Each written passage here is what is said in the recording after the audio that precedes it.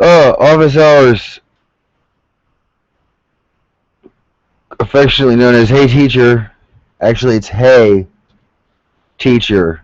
Hey Teacher. Two exclamation points, as in Hey Teacher. Leave those kids alone. All in all, you're just another brick in the fill in the blank wall. It's Pink Floyd. Know your history. Office hours for Evergreen, Valley College, and Gavilan College. This semester, Gavilan, History 1, online. Evergreen, I am teaching an online section of 17A and 17B. So this is for all three classes. For my Evergreen folks, Gavilan's History 1 is basically the equivalent of 17A. 17A and B at Gavilan are just History 1 and 2. So we're all taking the same stuff. U.S. history, the first part or the second part. A few quick things. First off, I'm just happy that this is working. I was having some issues with Google Plus, with Hangouts on Air, and it's also switching over to being done through YouTube, and I went to check it out. I don't know. Anyways, really quick. Let's do something for Gavilan first, okay? Very quickly. First off, there is a meeting for my Evergreen students. We have 2 meeting times on September 12th. Look at the EVC schedule for those where your class is listed, and either one you can go to. There's a meeting from 1 to 3 on Monday and a meeting from 4 to 6 in the library. It doesn't matter what class you're in as long as you make it to one of them. Cool. And if you can't, email me, like I said, by Sunday night at 9. And on Monday, I'll contact you with some sort of alternate way to meet up. But Gavilan students, you do not have to meet with me at all because you are a different college that has different rules for online teaching, and we don't have to meet at all. So you can rub that into the Evergreen students. Ha, ha, ha. I don't even have to meet this stupid teacher. Hey, did you just call me stupid? That's really rude, person. It's me. I'm just kidding. It was all me. Wasn't that a great impression? That was my impression of a student. I'm just kidding. So real quick, this is interesting because Gavilan is using Moodle. They call it iLearn, but it's basically Moodle, which is a learning management system. It is the system that manages all the classes at your college. Evergreen used to use Moodle. We are switching over to Canvas, which is a different system. There's a big push to have Canvas become the main system for all community colleges and possibly all CSUs, California State Universities. Real quick though, so this is what Evergreen used to have, basically Moodle, right? It looks very similar.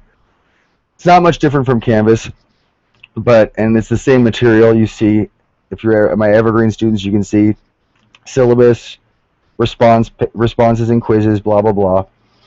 This is for my History 1 at Gavilan. There was an issue, just so you know, with posting in the response forum. A lot of students commented, I can't see anyone's work. That's because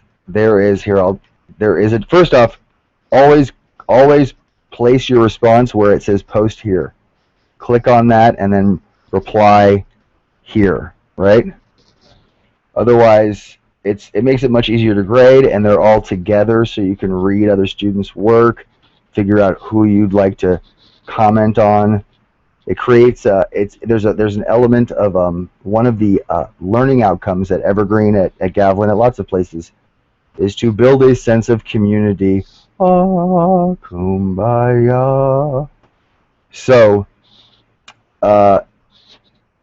it seems kind of basic, but when everyone's work is sort of on a main board like this, where they're all here, and everyone can read them, can see what other students are thinking, can learn from other students, can comment on other students. In a way, it might seem minuscule, but it does help to fulfill that requirement of building a sense of community, right? Especially in an online class, where it's this way. It's more like Facebook, where it's a comment thread, right? Somebody posts something, and people start commenting, and occasionally start arguing. I would not recommend getting into a political argument on Facebook, particularly after a whole bottle of Jameson. That's a joke. It's not a joke. Don't do it, but it's a joke. As in, I've never done that. Wink, wink, nudge, nudge. So, you click on reply. I'll just do a sample one right here. I'll just type in some gobbledygook, which is means gibberish. So, like whatever, right? Doesn't matter. So you post it when you write your 3 paragraphs, or you can copy and paste from a Word, but sometimes it copies and pastes weird, so you might have to fix it up. Look at it before you post it, right? Don't just copy and paste and then click post a forum. You want to proofread it. J, B, S, J, whatever. You want to proofread it, make sure it looks okay. When you click post, this is the problem. A lot of students can't read other people's work. If you look, when you click on post, it says right here, you have 30 minutes to edit, blah, blah, blah, if you want to make changes, and then it goes away. Obviously, students weren't aware of this because it's a small, if you notice that, it was for 5 seconds. It's in light blue, very tiny font in the upper left-hand corner, and all it tells you is you can edit. It doesn't say, hey, you won't be able to read stuff for a half hour, which it should say in big letters right in the middle. You know, so for example, like right here, you can't see stuff for 30. Right there, boom, and have it blink, you know, blink, blink, blink. That would be much better. They don't do that, though, so it's not your fault. It's a system problem. I don't know why it hasn't been fixed yet. I imagine it's been brought to their attention. Either way, though, I'll delete this. Either way, that's that issue. Let me grade one of these. Actually, let's grade one of these right now, just so you can see. Let's grade the last one that was submitted. Here we go. We got, and we'll put them on. Let's go. Oh, here we go. We got the student, Madison. We won't show the name. The Indies, capital I. Capital I. Indies is a proper noun. The West Indies, I understand. I would say the Caribbean, the Indies, that works. Make sure to capitalize proper nouns. Make sure to not capitalize stuff that doesn't need to be capitalized. Right here. Right? And then capitalize the A. It's the beginning of a sentence. You can begin sentences with the word and. You know, just like there's different. That's fine. I do it all the time now. I used to not do it. It used to be a faux pas. We were taught, but it is totally allowed. And I thought right here, that's okay. I'll allow it. Really, this is kind of this paragraph. If you see where my mouse is, and I thought my job was a hassle. She's talking about treatment of the Indians. Oh, she's talking about the factories in northern Mexico. Or he. I'm not sure if it's he or she. I think it's a she. Don't use exclamation points, please. This is fine. This is a little humor in the middle. I would stray away from that, but I insert humor all the time, and it's usually not very good. Sorry. Really, don't use exclamation points at all in my class. That's a rule. You need to be very sparing about your use of exclamation points in life. Otherwise, they don't mean anything, right? Like LOL is meaningless. You're not really laughing out loud. I just told you that my grandmother was in the hospital. I'm having breakfast now, and you respond with LOL. It's not funny. Don't use LOL all the time. My mother uses LOL. That's how lame LOL is. My mom uses it. That's the rule. Right? She doesn't even know how to work a VCR yet, and we don't even have a VCR anymore. So exclamation points. See, I'm inserting humor in the middle of this. So that's really quick. But that's good. This is good for evergreen students also. This is universal. Honestly, don't use exclamation points at all. Please. Don't say WW2. It's World War II spelled out. Like stuff like that, right? This is it's not a, I wouldn't say it's a totally formal, excuse me, totally formal writing assignment, but it has to be, relatively formal. So no, not all caps or make sure you use proper punctuation. This is good. See, this sentence is good. The Spanish showed no mercy for the Native Americans. That's good. We capitalized Spanish. We capitalized Native Americans. Maybe showed no mercy towards, but that's fine. Not bad. This is good. Okay.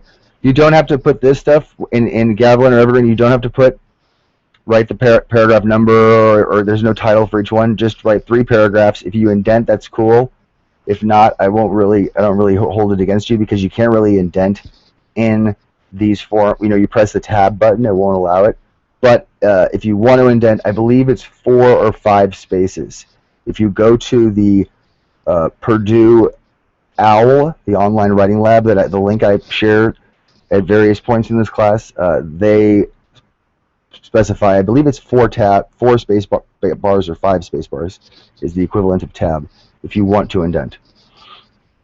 Cool.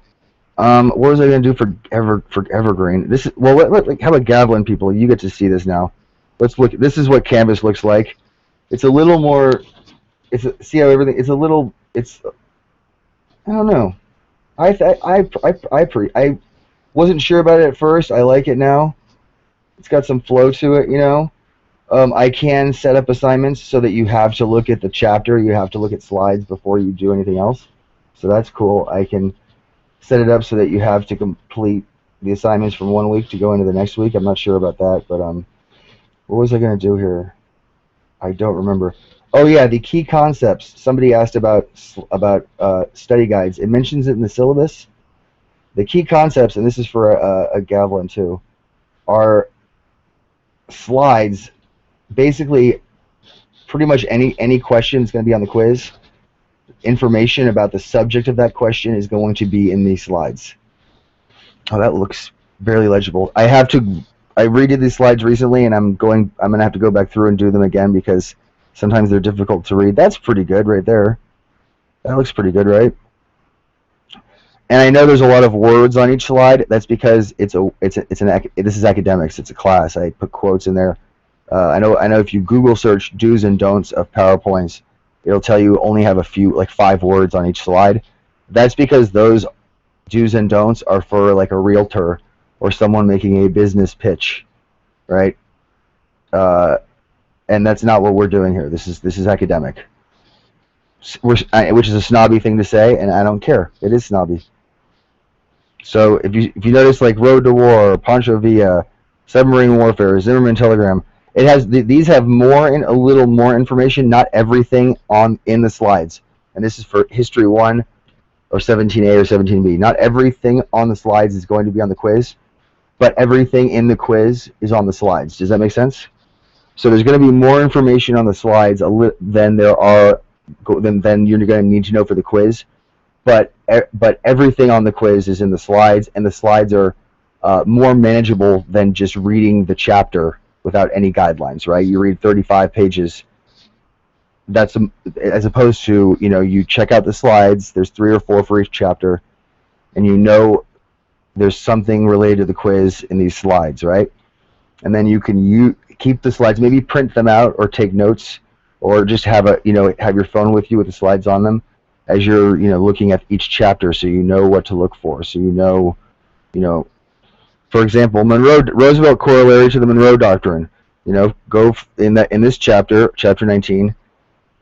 It's mentioned early on in the chapter. Take some notes. The one issue though of these slides for all my classes, the page numbers, when I use a quotation or I cite things, the citation is from the Siegel 3rd edition that I have a hard copy of, and it's listed on your syllabus.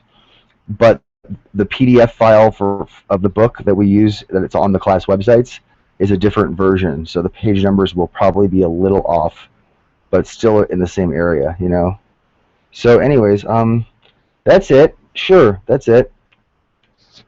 Hey teacher, leave those kids alone. Cool, this was fun, guys. Let's do this again. Let me close this out here.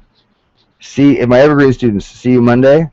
Gavilan students, you know what? I might, Gavilan students, I'm probably going to show up on campus Monday.